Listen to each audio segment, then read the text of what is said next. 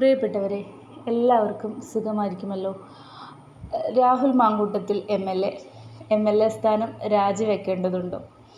ഈ മുകേഷും ഗണേഷ് കുമാറും അങ്ങനെ CPMൻ്റെ സകല കോഴികളും ഇപ്പോഴും അതേ പാർട്ടിയിൽ മന്ത്രിയായും MLA ആയും ഒക്കെ അങ്ങനെ വിലസുമ്പോൾ, പണ്ട് ഉമ്മൻചാണ്ടിയെ ക്രൂശിച്ചതുപോലെ ക്രൂശിക്കപ്പെടുന്ന രാഹുൽ മാങ്കൂട്ടത്തിൽ MLA സ്ഥാനം രാജിവെക്കേണ്ടതുണ്ടോ? ജനങ്ങളുടെ അഭിപ്രായം വേണ്ട എന്നത് തന്നെയാണ്. ഇന്നലെ എടുത്തു ചാടി രാഹുൽ മാങ്കൂട്ടത്തിൽ യൂത്ത് കോൺഗ്രസ് അധ്യക്ഷ സ്ഥാനം രാജിവെക്കേണ്ടിയിരുന്നില്ല എന്നാണ് എൻ്റെ ഒരു അഭിപ്രായം.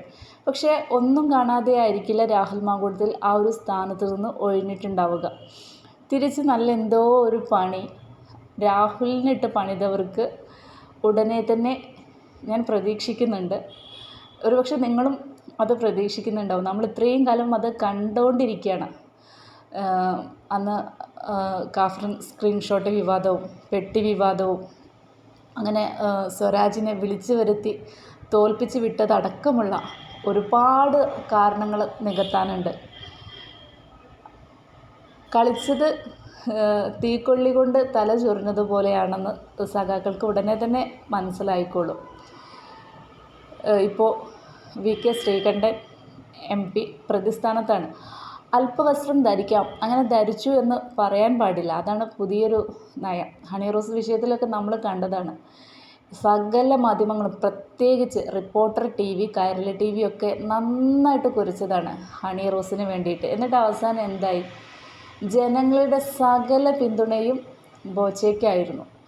ഇതിന് സമാനമായിട്ടുള്ളൊരു സാഹചര്യമാണ് ഇപ്പോൾ കമൻറ്റ് ബോക്സുകളിൽ കണ്ടുകൊണ്ടിരിക്കുന്നത്. രാഹുൽ ഈശ്വർ പിന്തുണച്ചോ എങ്കിൽ ജനങ്ങൾ പിന്തുണച്ചു എന്ന് ഉറപ്പാണ്. രാഹുൽ മാങ്കൂട്ടത്തിലിന് ജനങ്ങളുടെ ഒരുപാട് പിന്തുണകൾ കിട്ടുന്നുണ്ട്. സഖാക്കൾക്ക് അനുകൂലമായിട്ടുള്ള കമൻറ്റുകൾ കാണണമെങ്കിൽ ഇങ്ങനെ കുറേ നേരം തിരയണം. ഒരു 100 കമൻറ്റ് കോൺഗ്രസിനും രാഹുൽ മാങ്കൂട്ടത്തിലിനും ഒക്കെ അനുകൂലമായിട്ടുള്ള കമൻറ്റ് വായിച്ചു കഴിഞ്ഞാൽ ചിലപ്പോൾ എന്താ പറയുക, രാഹുൽ മാങ്കൂട്ടത്തിലിനെ പ്രതികൂലിച്ച് അല്ലെങ്കിൽ സഖാക്കൾക്ക് അനുകൂലമായിട്ടുള്ളൊരു കമൻറ്റ് കാണാം. എനിക്ക് സഖാക്കളോട് അറ്റ്ലീസ്റ്റ് പറയാനുള്ളത്, നിങ്ങൾ മിനിമം നിങ്ങളുടെ ചാനലുകളിൽ വരുന്ന കമൻറ്റുകളെങ്കിലും വായിക്കാൻ തയ്യാറാവണം എന്നാണ്.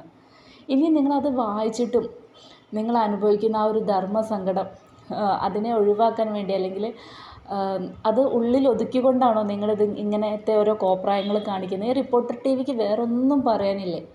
നമ്മുടെ പ്രിയപ്പെട്ട രാഹുൽ ഗാന്ധി നമുക്കെല്ലാവർക്കും വേണ്ടി ബീഹാറിൽ വളരെ പ്രധാനപ്പെട്ടൊരു യാത്ര നടത്തുന്നതിനെക്കുറിച്ച് വാർത്തകൾ വരുന്നില്ല. സ്കൂളിൽ ബോംബ് പൊട്ടിയതിനെക്കുറിച്ച് വാർത്തകൾ വരുന്നില്ല. ഈ റിപ്പോർട്ടർക്ക് വേറൊന്നും പറയാനില്ല. ഇത്രയ്ക്കും തരം താഴ്ന്ന ഇക്ലിപ്പെടുത്തുന്ന കഥകൾ പറയുന്ന ചാനലുകൾക്ക് വേറെയാണ് പേരുള്ളത്. കാലം മറുപടി പറയും. ഇപ്പോൾ അന്ന് നമ്മുടെ പാവപ്പെട്ട ഒരു ഉദ്യോഗസ്ഥൻ നവീൻ ബാബുവിൻ്റെ മരണത്തിന് കാരണക്കാരിയായവരൊക്കെ ഇപ്പോൾ തല പൊക്കിയിട്ടുണ്ട്. പക്ഷെ അവരുടെ പാർട്ടിയിലുള്ള ആളുകളെ എങ്ങനെയാണ് അവർ അതിനെതിരെ പ്രതികരിച്ചത് എന്ന് കാണുമ്പോൾ ശരിക്കും ഇവർ കണ്ണടിച്ചാൽ ഇവർക്ക് മാത്രമല്ലേ ഇരുട്ടാവുകയുള്ളൂ, നമുക്കെല്ലാവർക്കും ഇരുട്ടാവണമെന്നില്ലല്ലോ. മുകേഷിനെ പോലെയുള്ള ആളുകളൊക്കെ ഇപ്പോഴും CPMൽ വിലസുമ്പോൾ ഒരു തെറ്റും ചെയ്യാത്ത രാഹുൽ മാങ്കൂട്ടത്തിലിനെ മാത്രം ഇങ്ങനെ അപമാനിക്കുന്നത് ഒട്ടും ശരിയല്ല. ഇപ്പോൾ സൈബർ ആക്രമണത്തിന് പരാതിക്കാരി കേസ് കൊടുത്തു എന്നൊക്കെയാണ് കേൾക്കാൻ കഴിഞ്ഞത്. എന്തുകൊണ്ടാണ് ഈ സൈബർ ആക്രമണം ഉണ്ടാവുന്നത്?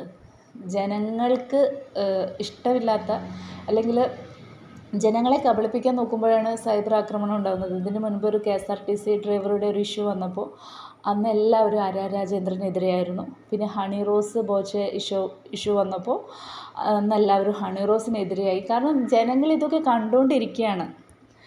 നമ്മുടെ മലയാളികളുടെ സംസ്കാരത്തിന് ഉതകാത്ത വേഷവിധാനങ്ങൾ അല്ലെങ്കിൽ സാഹചര്യങ്ങളുമായിട്ട് ജീവിക്കുന്നവരെ ഒരിക്കലും നമ്മൾ മലയാളികൾക്ക് അംഗീകരിക്കാൻ കഴിയില്ല.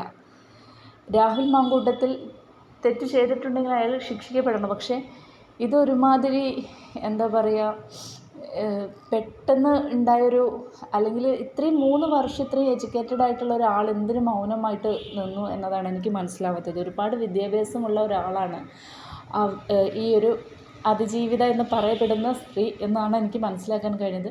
അവർ ഈ 3 വർഷം എന്തിനും മിണ്ടാതെ ഒരു സാധാരണ പെൺകുട്ടിയൊന്നുമല്ലല്ലോ, ഒരു ഗ്രാമപ്രദേശത്ത് വളരുന്ന അല്ലെങ്കിൽ ഒരു സാധാരണ വീട്ടമ്മയോ സാധാരണ പെൺകുട്ടിയോ ഒന്നുമല്ല.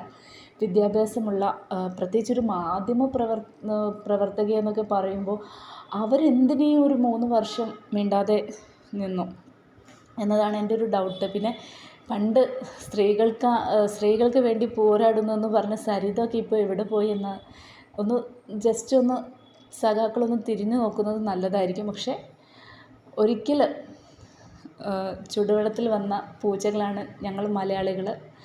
അതുകൊണ്ട് രാഹുൽ മാങ്കൂട്ടത്തിലിൻ്റെ കാര്യത്തിൽ ഞങ്ങൾ ഒരിക്കലും ഉമ്മൻചാണ്ടിയെ ക്രൂശിച്ചതുപോലെ അല്ലെങ്കിൽ തെറ്റിദ്ധരിച്ചതുപോലെ രാഹുൽ മാങ്കൂട്ടത്തിലിനെ തെറ്റിദ്ധരിക്കില്ല. കാരണം ആരോപണങ്ങൾ ഉന്നയിക്കുന്നവർ എത്രക്കാരാണെന്നുള്ള നല്ല ബോധം ഞങ്ങൾക്കുണ്ട്.